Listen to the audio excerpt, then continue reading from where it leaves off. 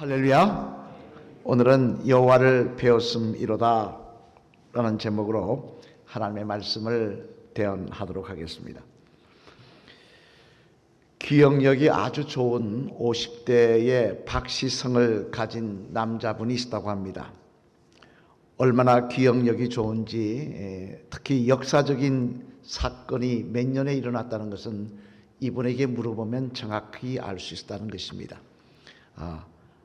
프랑스 혁명 하면 1789년 7월 14일, 가보 경장 하면 1894년, 또 잔다르크 출생일, 여러분 잔다르크 출생일 아십니까? 그렇게 물어보면 이분은 1412년 1월 6일, 그리고 죽은 날은 언제냐 물어보면 또 심지어 1431년 5월 28일 이렇게 달달달 외우시는 겁니다. 얼마나 기억력이 좋은지. 그러다 보니까 항상 그것을 자랑하고 다니십니다. 나는 이렇게 기억력이 좋다, 잘 외운다.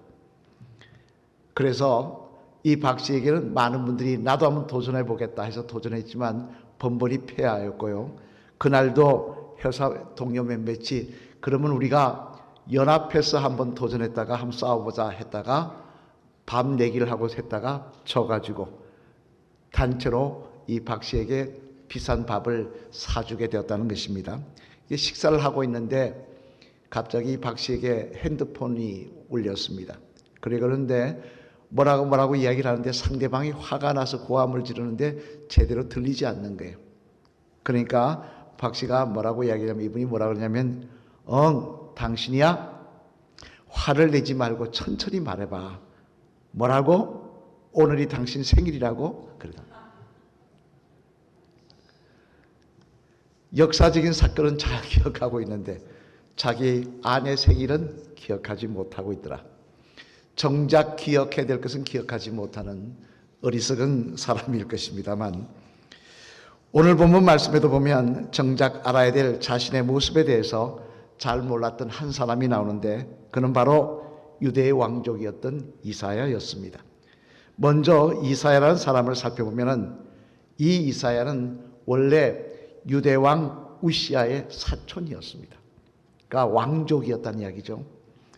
그래서 우시아 왕이 유대를 다스릴 때는 왕족으로서 여러 가지 평안한 삶을 영위하고 또 권력도 나름대로 가졌던 그런 사람인데, 하지만 그에게 문제가 찾아오더라는 것입니다. 그 문제가 뭐냐? 바로 자신의 배후의 세력이 되었던 우시아 왕의 죽음이었습니다. 당장 우시아 왕이 죽자 이 유대가 어디로 갈 건지, 왕이 바뀌면 나라가 또 휘청휘청하지 않습니까? 어디로 갈 건지 이것도 고민이었고요. 또 하나 문제는 뭐냐면 누가 왕위를 이어받느냐에 따라서 자신의 위치도 위험할 수 있더라는 거예요. 자신의 위치도 위험할 수 있더라는 거예요. 왜? 왕족의 사촌이, 왕의 사촌이었으니까.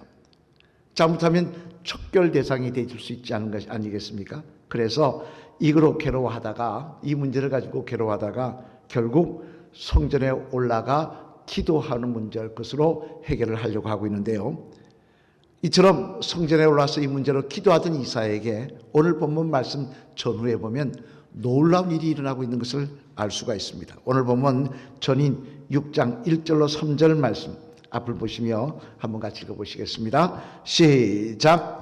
우시아 왕이 죽던 해에 내가 본 적 주께서 높이 들린 보좌에 앉으셨는데 그의 옷자락은 성전에 가득하였고 스랍들이 모시고 섰는데 각기 6날개가 있어 그들로는 자기 얼굴을 가리었고 그들로는 자기 발을 가리었고 그들로는 날며 서로 불러 이르되 거룩하다 거룩하다 거룩하다 만군의 여호와여 그의 영광이 온 땅에 충만하도다 하더라. 아멘.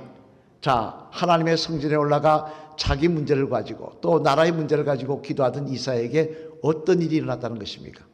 하나님께서 하나님의 얼굴을 보여주었다는 거예요.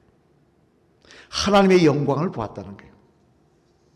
여러분, 한낱 인간인 이사야가 하나님의 영광을 보았다. 이 얼마나 놀라운 일입니까? 얼마나 기쁘고 감사한 일일까요?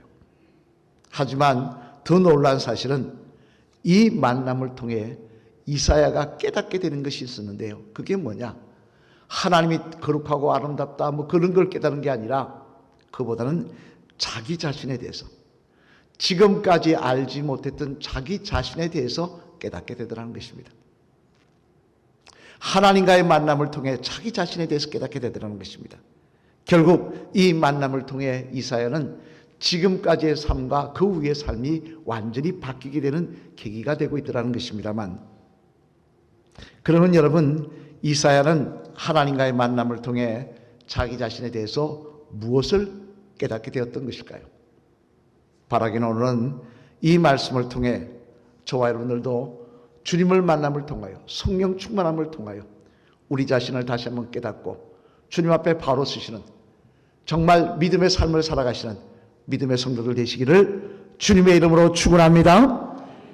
그러면 이사야는 하나님과의 만남을 통해 자기 자신에 대해서 도대체 무엇을 알게 되었던가? 그 내용을 살펴보면 우리 앞을 보시면 읽겠습니다. 첫째, 같이 읽겠습니다. 시작. 자신이 하나님 앞에서 죄인이라는 사실을 깨닫게 되더라는 것입니다. 뭘 깨닫게 됐더라고요? 하나님 앞에 자기가 죄인이라는 사실을 깨닫게 되더라는 거예요. 오늘 보면 5절 말씀 같이 한번 읽어보시겠습니다. 5절 시작. 그때 내가 말하되 화로다 나여 망하게 되었도다. 나는 입술이 부정한 사람이요 나는 입술이 부정한 백성 중에 거주하면서 만군의 여호와이신 왕을 배웠음이로다 하였더라. 아멘. 무슨 이야기입니까?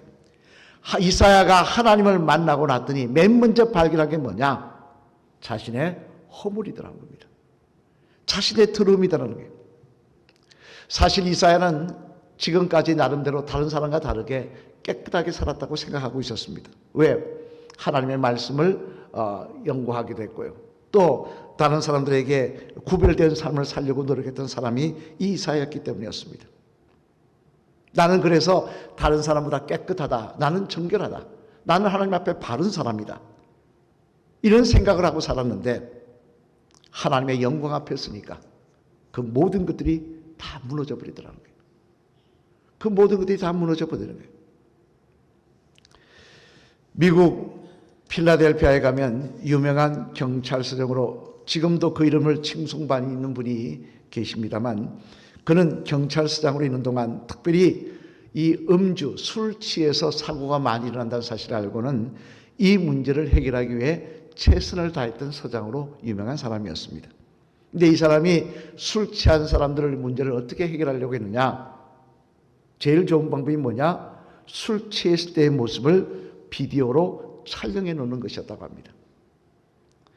주정 부리는 모습, 비틀거리는 모습, 술 먹고 싸우는 모습, 술 먹고 토하는 모습 다 촬영을 해놨다는 거예요. 그리고 나서 술이 다 깨고 나서 이제 그 사람하고 이렇게 할 때 그걸 틀어놓고 보여줬다는 거예요. 너 이랬다. 여러분, 취했을 때는 맨정신이 아니까 그랬지만 깨고 나면 어떤 생각이 듭니까? 옆에 많은 사람들이 보고 있는데 얼마나 창피합니까? 그래서 사람들이 이야기하기를 다시는 이러지 않겠다. 내가 이러지 않겠다라고 이야기를 하고는 경찰서를 나가게 되는데요. 그 덕택에 이 필라델피아에서는 음주로 인한 사고가 많이 줄어들게 되었다고 합니다만, 뭐 꼭 술 주정하는 모습이 아니라고 하더라도 사실 우리도 마찬가지라고 생각합니다. 우리의 모습들을 만약 비디오로 다 촬영해 놓고 그것을 하나하나 본다면 어떤 생각이 들까요? 네? 내가 제3자가 되어서 내 모습을 가만히 본다면 어떤 모습이 들까요? 쉽게 거짓말하는 모습, 쉽게 불평하고 원망하는 모습, 교만하여서 잘난 것도 없으면서 잘난 척하는 모습, 또 내 속에 내 생각들을 촬영해서 보여준다면 어떤 생각이 들까요? 욕심과 정욕으로 가득한 생각들, 어리석고 추한 생각들, 아마 그 모습을 우리가 직접 보게 된다면 부끄러워서 어디 쥐구멍이라도 있으면 숨고 싶은 생각이 들 것입니다만, 하지만 우리가 하나님 앞에 서면 이런 역사가 일어나게 되더라는 것입니다. 주님을 만나게 되면, 성령을 체험하게 되면 이런 역사가 일어나게 되더라는 말씀입니다. 제 자신의 이야기를 해서 죄송합니다만, 저도 사실 대학원 다닐 때 성령을 체험했습니다만 그 전까지는 제가 제 자신이 죄인이라는 생각을 크게 하지 않았습니다. 교회에서 죄인이라 그러니까 죄인인갑다. 뭐 죄인이라 그러니까 또 더군다나 이제 전도사가 되었으니까 죄인인갑다. 제가 말씀을 전하니까 죄인인갑다 생각했지 죄인이라는 생각을 하지 않았습니다. 왜? 제가 남들과 싸워본 적도 없고요. 남의 물건 훔쳐본 적도 없고요. 남에게 해코지한 적도 없기 때문에 나는 그래도 깨끗한 사람이다. 나는 바른 사람이다 라고 생각을 할 살았는데, 그런데 중고등부 청년부 부흥회 때 성령을 체험하면서 그 뒤로부터 그때 제 마음이 뜨거워지면서 맨 먼저 든 생각은 뭔지 아십니까? 내가 죄인이라는 생각이었습니다. 내가 얼마나 추하고 더럽든지요. 내가 얼마나 남을 미워하며 살았던지요. 내가 얼마나 내 속으로 들어온 생각을 하며 살았던지요. 겉으로는 아는 척하며 거룩한 척했지만 내 속은 아니더라는 거예요. 내 입술은 아니더라는 거예요. 그래서 한 달 동안 예수님 이야기만 하면, 하나님 이야기만 하면 눈물이 나와서 감당을 못했던 적이 있습니다만, 이처럼 우리들도 하나님을 만나면, 예수님을 만나면, 성령께서 우리에게 임하시면 맨 먼저 무슨 역사가 일어나냐? 우리 자신이 죄인이라는 사실을 깨닫게 되더라는 것입니다. 그리고는 어리석게 자신을 대단한 사람인 양, 다른 사람과는 다른 사람인 양 생각하며 나 자신을 높이기를 좋아하고 교만하기를 좋아하고, 내가 몇 년을 믿었느니, 내가 직분이 누구니, 그렇게 어리석은 것으로 자신을 포장하며 자신이 대단한 사람인 것처럼 착각했던 것들이 다 무너지게 되어 있더라는 거예요. 그래서 바리새인 중에 바리새인이었던 여러분 사도 바울, 그런 지식인 중에 지식인이었지 않습니까? 또 그 당시 사람들이 갖고 있지 않았던 로마 시민권까지 가진 그런 대단한 사람이지 않습니까? 아마 상위 몇 프로의 사람이 사도 바울이었을 것입니다만, 그런 것도 주님을 만나고 나서 뭐라고 고백합니까? 우리 디모데전서 1장 15절로 16절 말씀 앞을 보시며 한번 같이 읽어보시겠습니다. 시작. 미보다 모든 사람이 받을 만한 이 말이요, 그리스도 예수께서 죄인을 구원하시려고 세상에 임하셨다 하였도다. 죄인 중에 내가 계수니라. 그러나 내가 긍휼을 입은 까닭은 예수 그리스도께서 내가 먼저 일체 오리심을 보이사 후에 주를 믿어 영생을 얻는 자들에게, 아멘. 이런 사도 바울, 상위 몇 프로라고 이야기할 수 있는 그 사도 바울이 예수님을 만나고 나서 한 말이 뭡니까? 내가 죄인 중에 괴수로다. 내가 얼마나 추악한 인생인지, 내가 예수님 아니었으면 지옥 갈 수밖에 없는 인생인지 그런 고백하고 있더라는 거예요. 여러분, 시편 7편 12절 말씀에 보면 하나님은 분명히 말씀하십니다. 우리 시편 7편 12절 말씀 앞을 보시면 같이 읽어보실까요? 시작. 사람이 회개하지 않으면 그의 칼을 가시며 그의 활을 이미 당기어 예비하셨도다. 아멘. 하나님 말씀하십니다. 회개하지 않으시면 하나님의 심판이 임할 것이다. 여러분, 올 한 해를 우리가 시작하고 있습니다. 이때 저는 먼저 이 한 해를 시작하면서 하나님 앞과 사람 앞에 어리석던 교만들, 내가 대단한 사람인 것처럼 착각했던 모습들, 그러면 남을 판단하며 정죄하며 손가락했던 모습들, 그 모습들이 주님 앞에 내가 누구인지를 깨달음으로 말미암아 그런 어리석은 모습들이 다 허물어지는 역사가 일어나기를 소망합니다.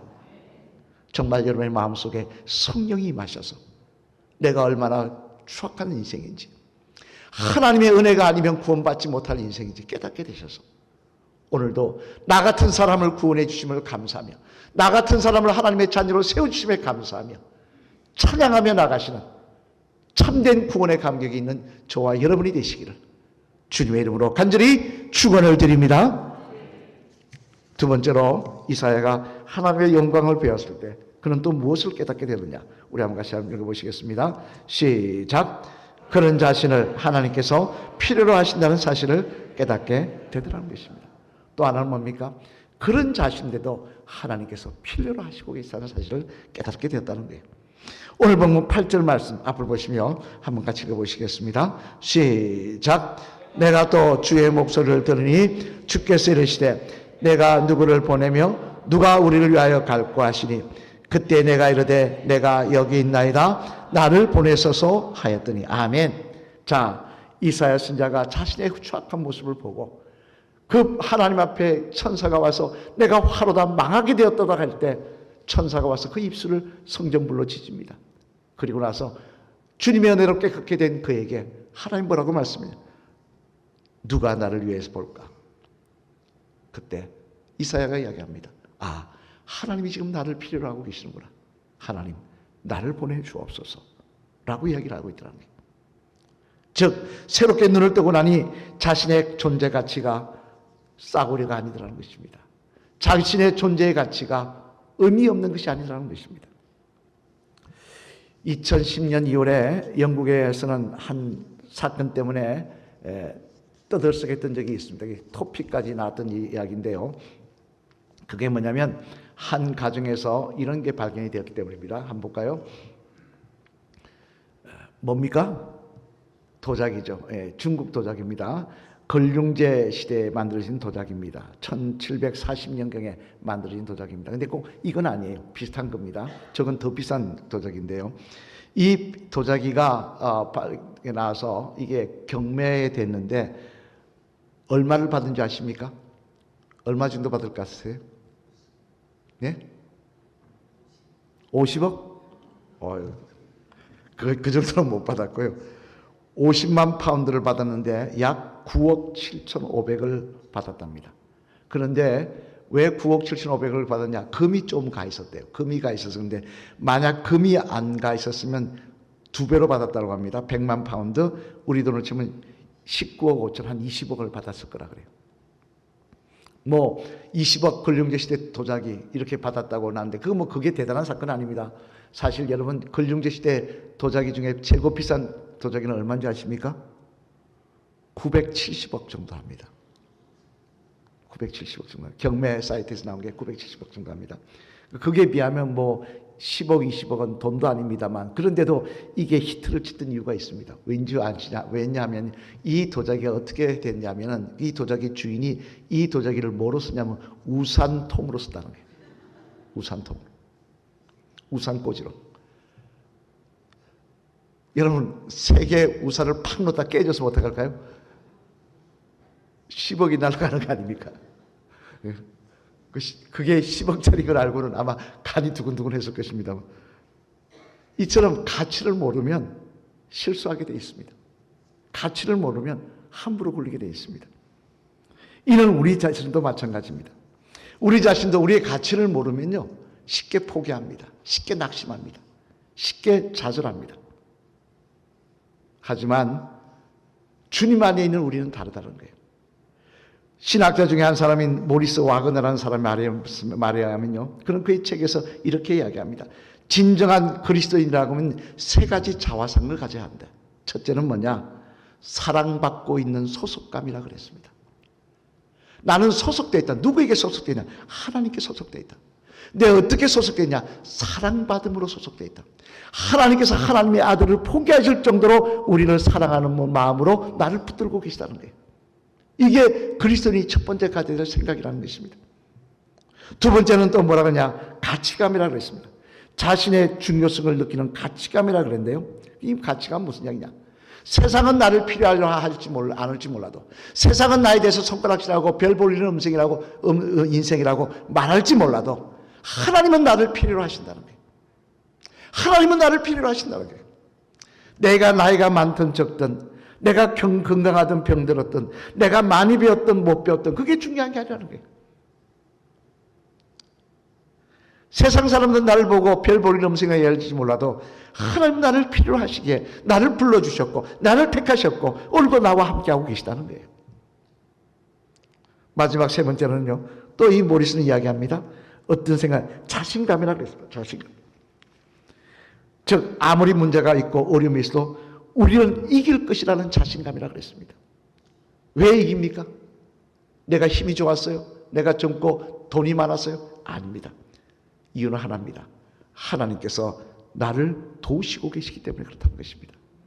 하나님께서 나와 함께하고 계시기 때문에 그렇다는 것입니다. 하나님께서 나의 등 뒤에서 선하게 나를 인도하고 계시기 때문에 그렇다는 것입니다. 그래서 사도 바울은요, 빌립보서 4장 13절 말씀에서 이렇게 고백하고 있는 겁니다. 우리 빌립보서 4장 13절 말씀 앞을 보시며 한번 같이 읽어보실까요? 시작. 아멘. 무슨 이야기입니까? 나는 능력이 없지만, 나는 힘이 없지만, 나는 이 어려움을 이길 힘이 없지만 하나님이 나에게 힘을 주시고 능력 주시기에 나는 감당할 수 있다는 거예요. 나는 이길 수 있다는 거예요. 여러분, 우리는 우리의 가치를 바로 알아야 됩니다.